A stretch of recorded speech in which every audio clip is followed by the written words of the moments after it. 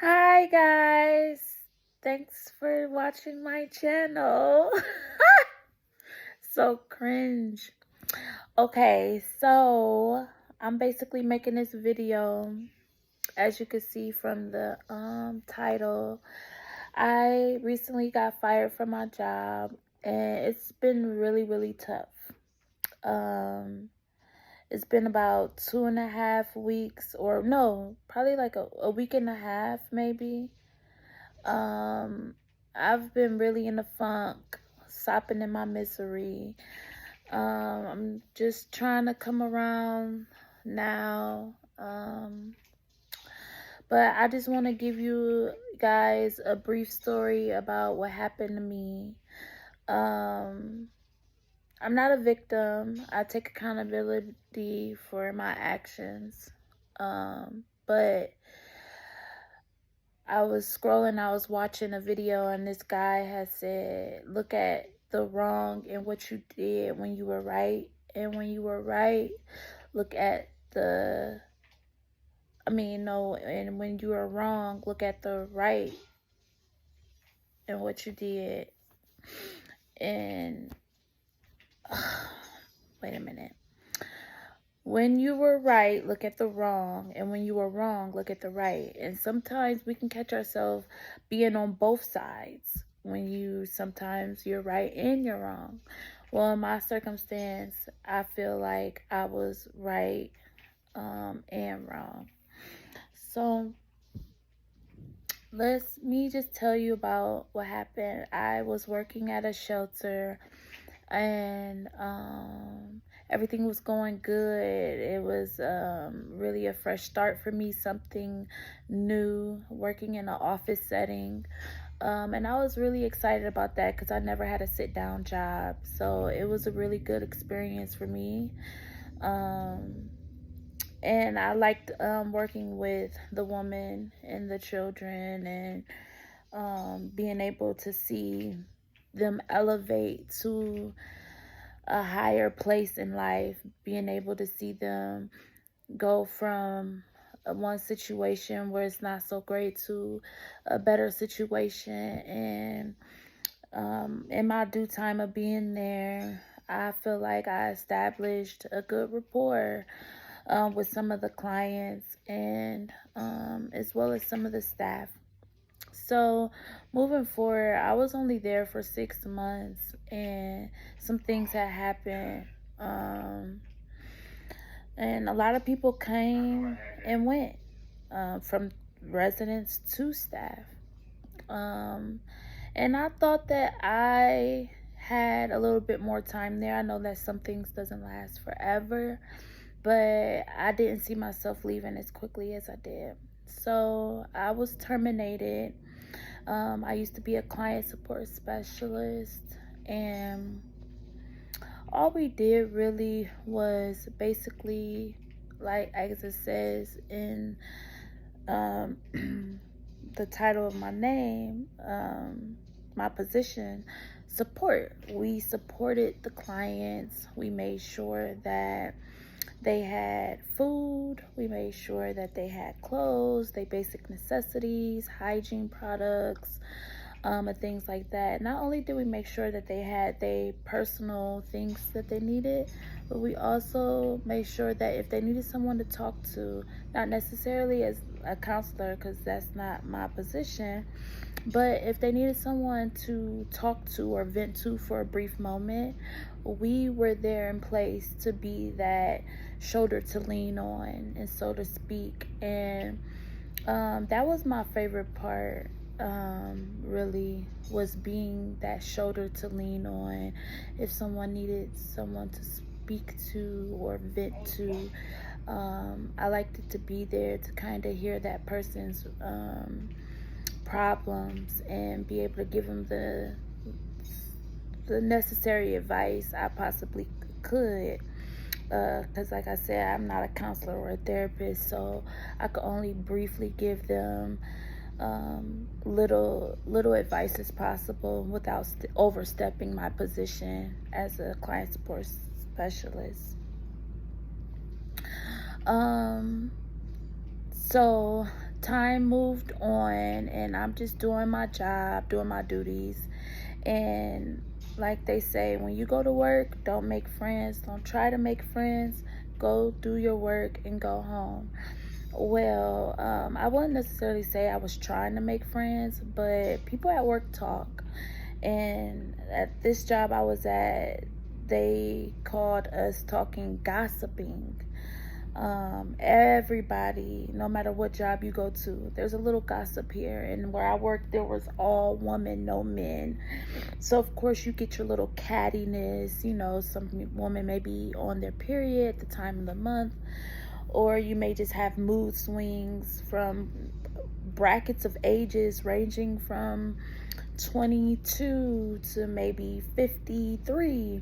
You could be dealing with someone that may be dealing with mood swings because they may not have a period or a menstrual cycle, in a more better terms. But I say that to say that it don't matter how old you are, you can find yourself caught up in some mess at work that you shouldn't have yourself even involved in.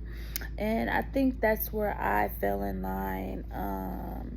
I'm not young, I'm not no spring chicken, but I feel like I'm at a mature age to know better. And after this experience, I have checked myself on that. I feel like moving forward, I will not involve myself as much as I have with this last position. But basically, I had issues with another staff member at my job, and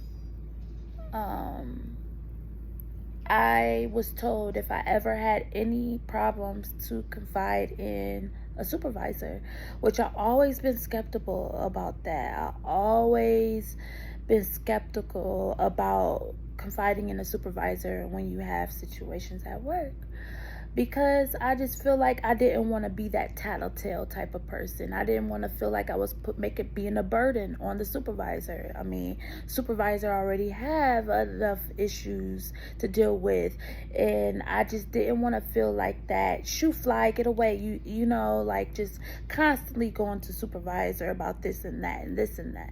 So I just withdrew myself away from that, and I just kind of fell into a place where I'm just gonna sweep it up under the rug and keep it pushing, or I'll try to address the problem myself, which that didn't go very well in the past, and it caused some people to be withdrew from their position. It caused people to get fired, and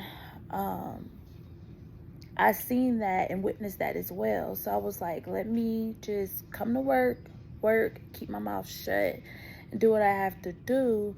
But obviously, as time went on, that way of thinking at work doesn't really stay intact, because you tend to start to fall into a comfortable place again. And remember, don't get too comfortable. And if you find yourself getting comfortable, snap out of it, because honey, no. Don't get too comfortable. So I went to a supervisor, and I told the supervisor that I was having an issue with a certain staff, and they decided to sit us down. Now at the sit down, I gave my side of the situation of what I felt was wrong, and the other person gave their side of the situation. Now here's what went wrong.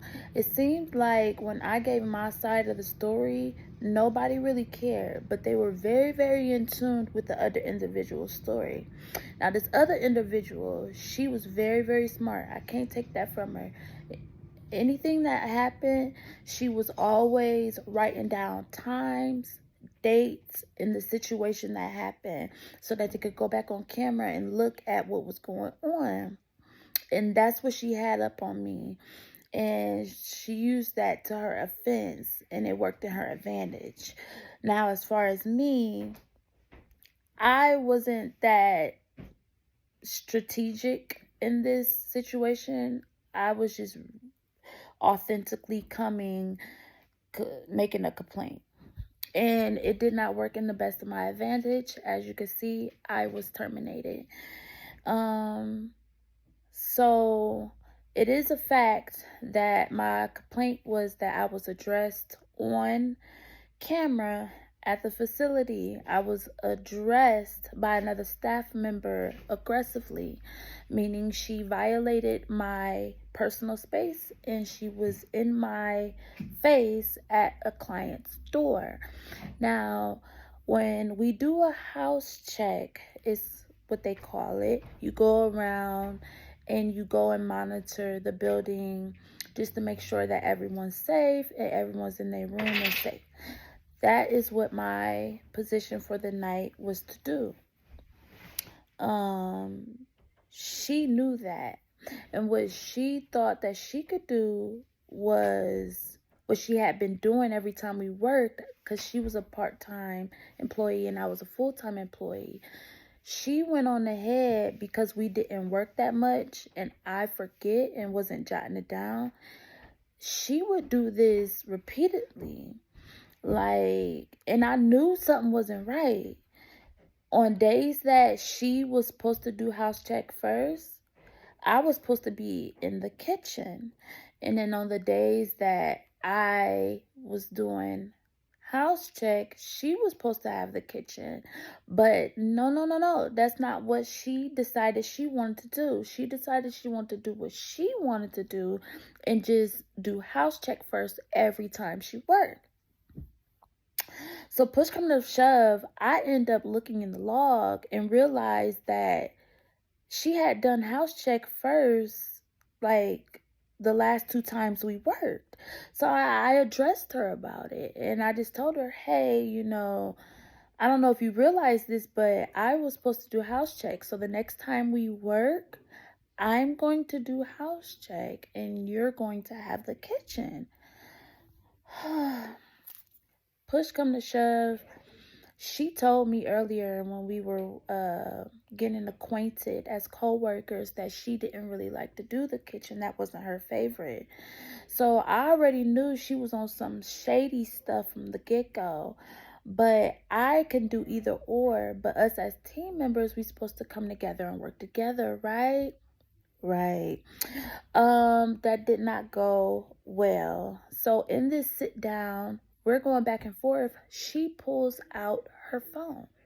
She's like, I have a recording of her, because when I addressed her about something, what did I address her about that night? When I addressed her basically about doing the house check first and stuff like that. Well, when she came into the office, me and her had a back and forth, and we're going back and forth, and she told me, I don't care. And I kid you not, guys, I literally was humbly just talking to this girl, just telling her humbly, hey, make sure you this X, Y, and Z, just so that it can avoid any other interruptions in the future. She looked at me and she said, I don't care. Stop talking to me. I said, are you serious? She said, I'm dead serious. Stop talking to me. I said, okay, you don't have to be rude. That's where I went wrong. When she said shut up, I should have shut up. Because look where I'm at without a job. I should have never went to the supervisor, because look where I'm at without a job. I should have never, ever opened my mouth about anything in that workplace. And it makes me feel violated because she pulls out her phone and she has a recording of me and her going back and forth. Now, me in the recording, I'm the less calm one. I mean, she's the less calm one. I'm the more calm one. And she's basically just, you can hear the tone in her voice that she's agitated and very irritated. And me, you can hear me just being calm, hey, blah, blah, blah. We still got to do this. You don't have to come at me like that. I'm just trying to make sure that we get this understanding. And she didn't want to hear it. So, of course, human resources, the executive director, the supervisor of the position that I held, and also the director of the position, they all concluded that I was done. I was out of there because at the end of the meeting, I had enough. When she pulled out the phone, you couldn't even hear anything I was saying, but I was just like, I'm filing a police report. Like, I just felt so violated. I feel like I've been raped. I mean, I know that's probably like something severe to compare it to, but it was that intense. It felt that intense to me. Why are you recording me? That's some shady stuff, guys, honestly. So, um, briefly, that's basically what happened.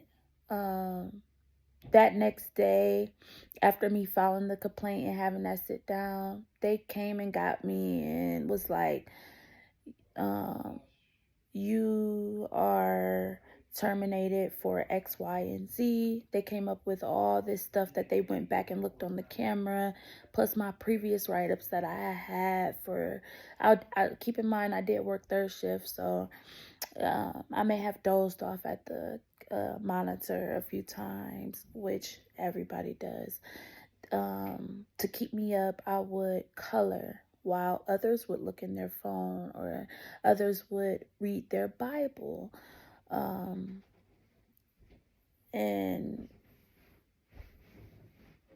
it's just,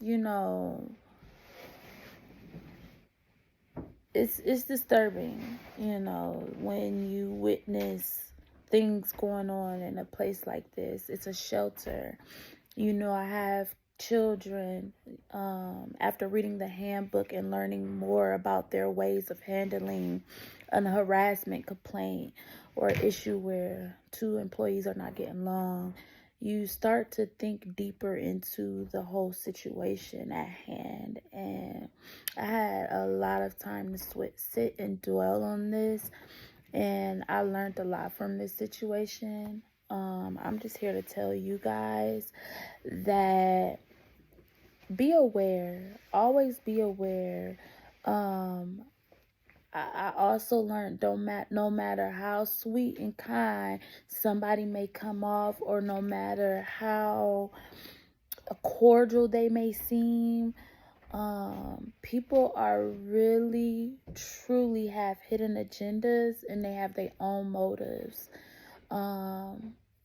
Like, it's giving me setup type of vibes. I will probably make a part 2 to this, getting in more depth. I just haven't been on YouTube in a while, and I kind of wanted to come back and get a feel for my channel. I'm hoping for great new things this year, you guys. I haven't been on YouTube in so long. I don't really have a big support system. I'm hoping that something really comes good out of this.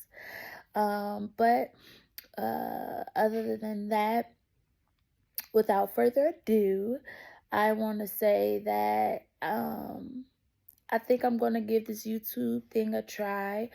I want my channel to consist of makeup tutorials, vlogs, get ready with me,